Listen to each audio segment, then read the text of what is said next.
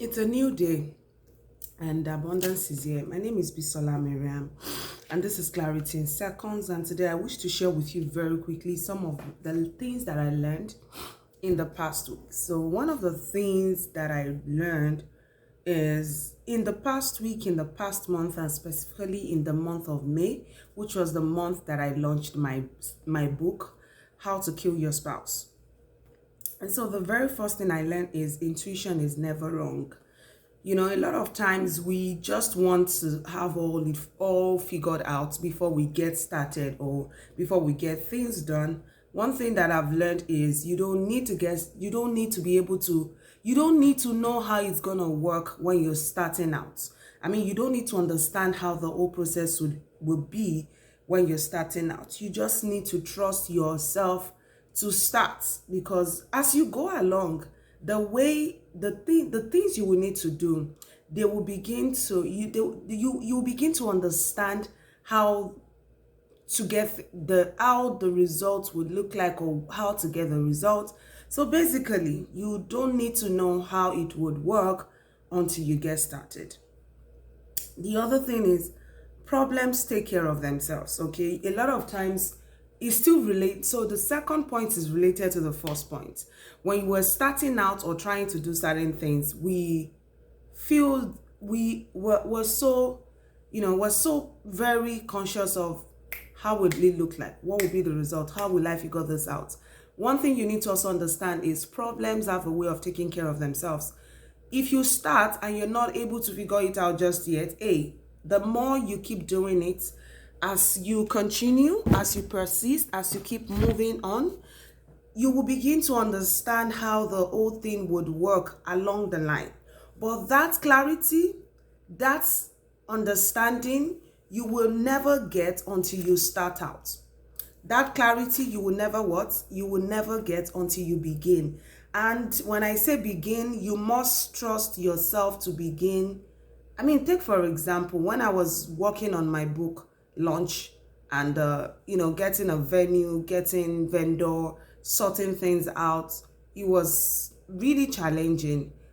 I didn't have the resources that ideally would have made it such a seamless process. But one thing that I learned in the process is God would make a way. And God did make way in ways that were beyond my imagination. I mean, think of the grace that I got from the person who made my t-shirt, who said, you know what, just pay me $50 deposit. I'll get started with the job. I mean, someone was willing to accept $50 for a job that was worth $500. Okay, the DJ was willing to accept $50 for a job that was worth what, 400. The hall, they were willing to accept 600 for a hall that is 2005.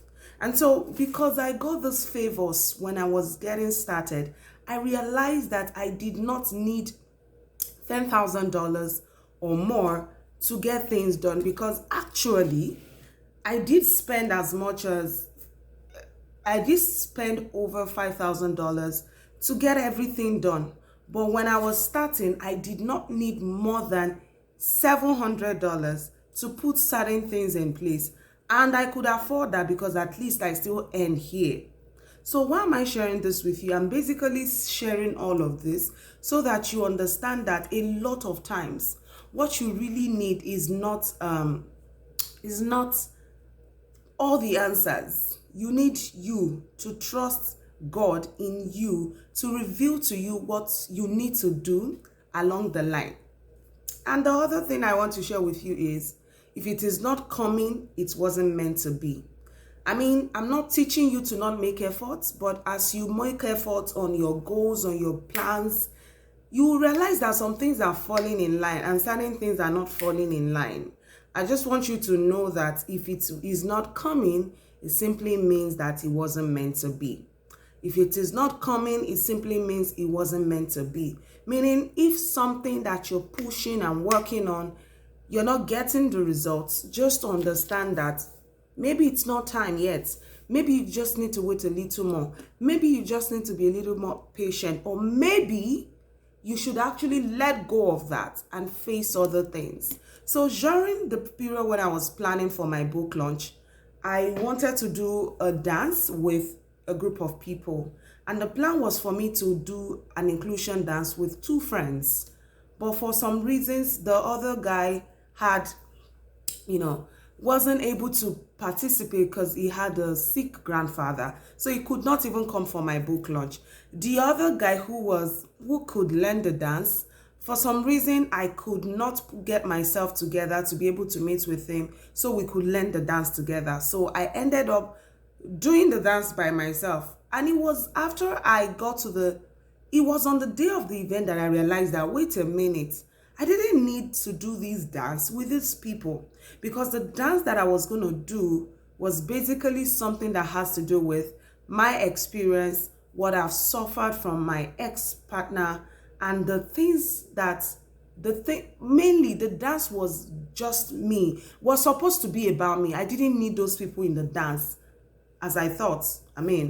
It was a dance that was really significant because dancing became my therapy when everything started collapsing. And so it was sensible, but I didn't realize that it was okay for me to do the dance by myself without those. And so the other parts that of my, of what I'm going to share with you today very quickly is the fact that you need to be sensitive enough to know that while you're pushing for something and certain things are not working, even though you're making efforts, maybe that is not the direction that what you're supposed to take, or maybe that's not what you're supposed to just focus on. So for example, the things that were really important for the success of my book launch, they worked out seamlessly. For instance, there was a vendor that I've been talking to since April. And guess what? This vendor suddenly said, was difficult to get across to. It was impossible to get a word from this catering vendor, from April up to the end of May. Do you understand? And so I had to call like 4 days to the event and say, hey, I need to know what is going on. Will you still be able to cater for this event? For some weird reasons, I couldn't hear back from them. Or the feedback was, well, sorry, we can't do this. And it was so disappointing because, I was just hoping to get feedback from that person. Move fast forward, what then did I do to, when I needed to reach out to someone else? I just simply thought about, maybe there's another vendor that I can talk to. I picked my phone, I called the vendor, we spoke on the phone. This vendor emailed me some information. Fast forward to after this vendor emailed me some information, the next thing was for this vendor to then talk to me about, how this whole thing was not going to be a difficult thing after all, that they were willing to work with my African food idea and all of that. And guess what? Negotiating with this vendor, supporting and all of that was not difficult after all. And the only reason why all of this could happen was because God was willing to make a way with the other vendor and not the one that I was even, that I'd been talking to and hoping was going to get me the support that I needed. So you see, sometimes we need to trust our intuition, no doubt, but when you are pushing and you're not getting results, I think it is important to recognize that maybe you just need to talk to somebody. Maybe you just need to switch gear. Maybe you need to change, the strategy.